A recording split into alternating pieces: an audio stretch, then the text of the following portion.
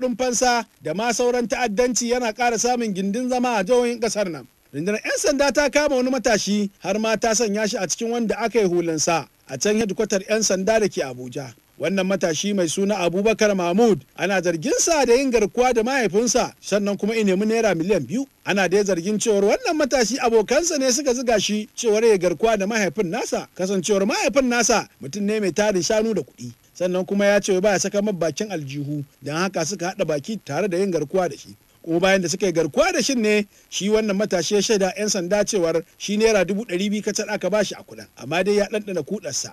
To ko a makon da ya gabata ma mun kawo muku labarin yadda wasu masu gadin jami'ar Ahmadu Bello da ke Zaria aka same su da haɗin kai da masu garkuwa da mutane, inda suke garkuwa da mutane musamman ma a jami'ar da dai sauran gurare. To ko a garin Kano ma dai a jiya ne rundunar 'yan sanda ta yi baje kolin wasu mutane guda 4 daga ciki ko har da wata bazawara mai suna Maryam 'yar Zamfara wacce ta zo ta kama gida a unguwar Jaba suke ci gaba da yin garkuwa da mutane a jihar Kano.